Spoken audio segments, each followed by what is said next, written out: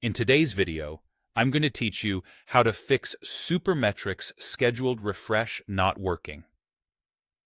If your scheduled refreshes in Google Sheets aren't firing, it's usually something simple like timing, time zone, or delivery settings. Let's walk through a clean, reliable way to get them running again. Start by opening the Google Sheet where your Supermetrics queries live. Open the Supermetrics sidebar and head to the Schedules tab. Click Automatic Refresh and set up a new schedule from scratch. Recreating the schedule is a quick way to clear out stale settings, and it gives you a fresh baseline for testing. Once you've set it up, save the schedule and run a test refresh to confirm that it can execute successfully. Next, take a close look at the refresh time and the spreadsheet's time zone. Schedules can fail if they start very late at night and end up spilling past midnight, especially for large or slow queries.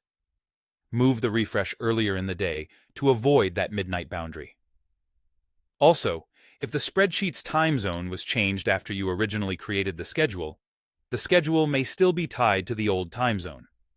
The fix is to delete the existing schedule and recreate it so it inherits the current time zone. To double-check that time zone and calculation settings are correctly applied, go to File, then Settings, and review the General and Calculation tabs. Confirm the desired locale, time zone, and calculation options, then save the settings. This ensures your spreadsheet and your schedules are aligned and prevents mismatches that can quietly break refresh timing. If the refresh runs but you're not receiving emailed results or attachments, open the scheduled refresh settings and confirm the recipient address is correct. Using the recommended no reply sender from Supermetrics can help avoid delivery and filtering issues, especially in stricter inbox environments. If you're sending attachments, be mindful of size. Very large files or heavy sheets can fail to deliver.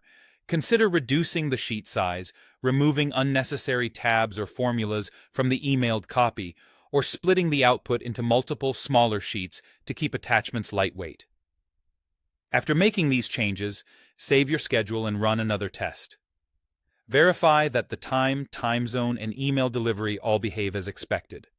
Most schedule problems come down to these configuration details, and addressing them systematically restores reliable, on-time refreshes. If everything checks out, you should be back to fully automated updates without needing to babysit the process.